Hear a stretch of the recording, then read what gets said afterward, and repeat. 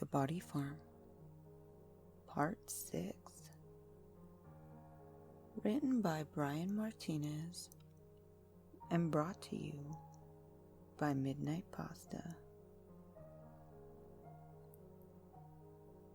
I don't know who I can believe anymore, if anyone at all. My days have become a surreal series of events, and I find myself questioning everything that happens within them, even my own thoughts.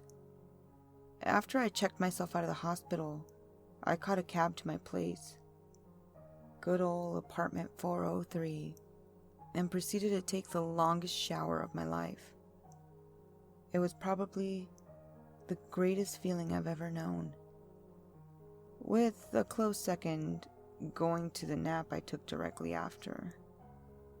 I passed out for a long time, the kind of deep, heavy sleep that feels like it will last the rest of your life. The only reason I woke up was because someone rang my doorbell. It turned out to be Detective Andrews. He saw by my face that I'd been sleeping and apologized for not being able to call before he came over. I still have to remember to buy a new phone when I get a chance. We took the short drive to the shore in the detective's car without saying much. I double-checked that we wouldn't be going to the island alone, and he assured me other detectives would be meeting us on the pier. First, he said he wanted to bring me to the boat launch, in case it jogged my memory. I would also suspect it was to see how the boat owner reacted to my presence, but we were both in for a surprise when we stepped inside the small launch office. The guy behind the counter was young, not what I described in my writing at all. He turned out to be the launch's new owner. He explained to us that the old owner, Willis, had sold it to him for dirt cheap, which is how it changed hands so quickly. He had no information about Willis's whereabouts, but he did know that the old man had sold his business after the boat captain, who was apparently his brother, had urged him to. He said they'd seemed pretty nervous about something. Maybe it was something they saw, I told Andrews. He nodded but didn't say anything. Before we left, I asked if Willis had left anything behind. A cell phone, maybe. But the young guy said he hadn't found anything. We got back in the detective's car and drove a few minutes to a different pier, where two more detectives met us by a boat on one of the docks.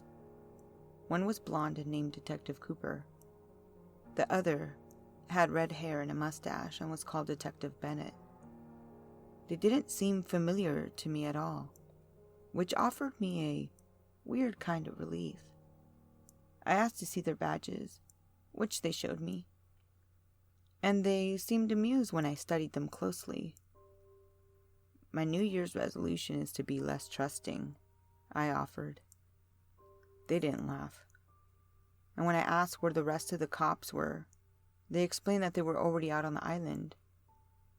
We all got in the boat and headed over. Cooper was at the wheel. The weather was nice.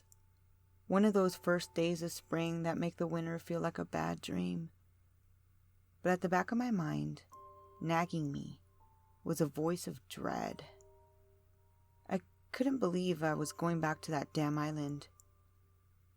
As much as I bitch and complain about it, whenever I'm given the chance to return to Twain Island, I always take it.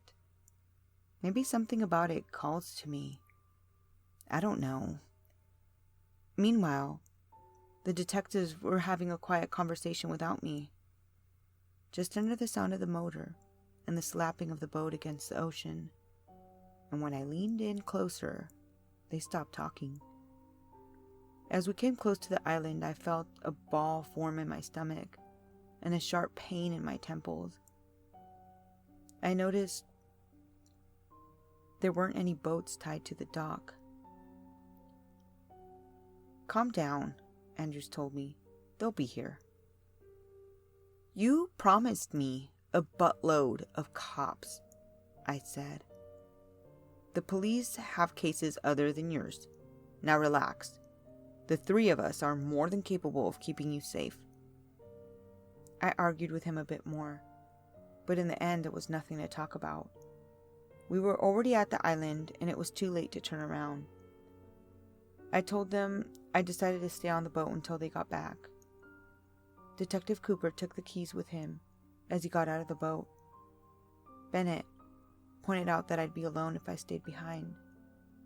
I didn't like his tone, like an adult threatening a kid with the boogeyman. Andrews was the most understanding. He said he understood my hesitation, and normally they wouldn't expect a victim to return to the scene of an incident, but as it stood, I was both the only witness and the only evidence they had. Without my help, whatever had happened on the island would stay a mystery for good, and that meant whoever had attacked me would go free while I lived in fear. He had a good point. The first stop we made was to the guard's office. As we came up the small hill, and I saw the state of the building, I felt immediate validation. The door had clearly been smashed in, half of it dangling on its frame, and the other half spread in shards across the floor. The detective stepped inside first, and after a second of hesitation, I followed. There was a strong smell in the air I couldn't place. The scene was exactly how I described it. The desk and table on their sides where they'd been used to barricade the door, but the computer I'd used to type all those entries was missing, along with the broken two-way radio in the other room. When I asked the detectives if they'd been removed as evidence, they said neither of those items had been found. Then I guess someone did a bit of a cleanup before the cops arrived, I said. That's when I realized that the smell was bleach. Someone did a thorough job of scrubbing the island, Detective Bennett said. He said whoever it was had missed a few drops of blood, and he pointed to the spot where they'd been found, high up on the far wall. It had to have been a brutal attack for any amount of blood to make it that far. I asked if the blood had been tested to see who it belonged to, and he said they were still waiting for the lab results. I have a feeling it's mine, I said. At least some of it, he replied. I noticed him exchanged a few uncomfortable glances with the other men, like he'd said too much. And suddenly it hit me. Was I a suspect? From their perspective, I was the guy who had been found bloody and high with stories of strange lights and disappearing corpses. A single white male who was recently unemployed. My God, I fit the bill. But did they really think I'd go back there if I was responsible for what happened? Then again, the criminal supposedly always returns to the scene of the crime. If the guard's office was cleaned out, the main research facility made it look like Exhibit A in comparison. Every box, every machine, every instrument had disappeared from the building, neatly packed up and taken away in the time since I'd been there. My memories from the island were still spotty at best, but I had distinct images in my mind of what those places had looked like and felt like, and what I was seeing didn't match up. Where before it had been an active place of research, what we'd stood in now was a shell, a hollow building on a silent island. Somehow, it had become even eerier without the boxes full of dead bones and skulls. lonelier, maybe. From there, we began a walk around the island. The detectives let me take the lead, not walking in front, mind you, just pointing the direction we should go. And I did my best to guess and feel my way from body site to body site.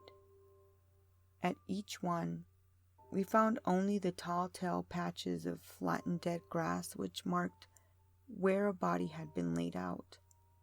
A few of them reminded me of snow angels. Not even the wire cages which had held most of the bodies were left behind. And I was more and more amazed by the thoroughness of the cleanup job. Eventually, I led the detectives to where the entrance of the cave should have been. But not being low tide, it wasn't visible down below. With their help, I scoured the nearby area for any signs of a second entrance, which I was still sure had to be there. But after close to an hour, we turned up nothing to speak of but a few rusted batteries and an empty bottle of booze. "There's nothing here," Detective Bennett said, sounding annoyed. Cooper and Andrews looked at me, waiting for me to say something. I shrugged and told them to come back during low tide. Without another word, they turned and started heading back towards the boat. As I trailed the men back through the forest, the headache, which had settled into my temples as we approached the island, and had been there in the background since, expanded through the back of my skull until it became a full-on migraine. As someone not prone to migraines, it was an intense feeling. The sunlight and the sound of the ocean became unbearable. Even smell seemed to grow stronger, which on that island was not a good thing. My eyes watered and felt like they wanted to burst out of their sockets. I stopped walking, trying to push the pain back, but the detectives ahead were totally oblivious. As I stood there holding my nauseous stomach, I saw someone move between the trees. Plain as day, it was a human figure in the forest, in the distance. I shouted out to the detectives, but from their angle they couldn't see him. I was fed up with the whole situation. I don't care how crazy it sounds, but I ran full speed into the forest, chasing the man I'd seen in the distance. The detectives followed after me as I weaved between the trees, yelling for the stranger to stop. Only once I caught another glimpse of him, but then he was gone, disappeared, just past a grouping of trees.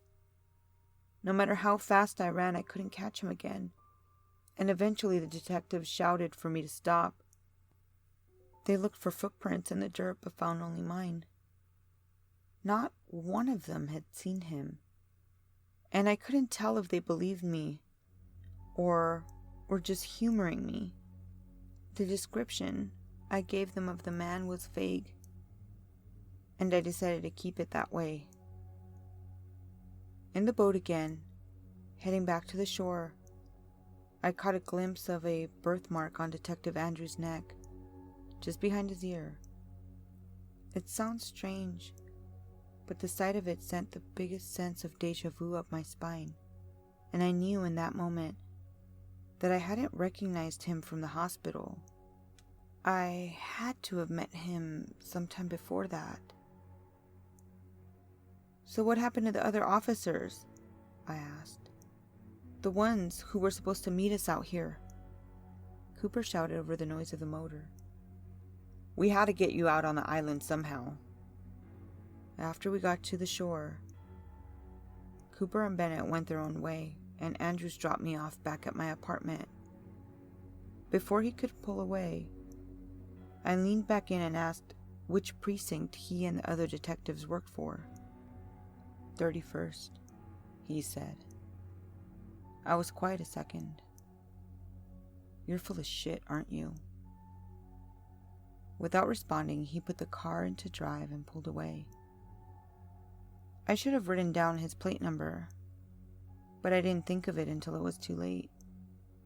When I got inside, I looked up the 31st precinct and called them up using my neighbor's phone. Not surprisingly, no one by those names worked for the police. The more I think about it, the more I recognize the stranger I saw out on the island. I'd gotten a better look at him than I let on.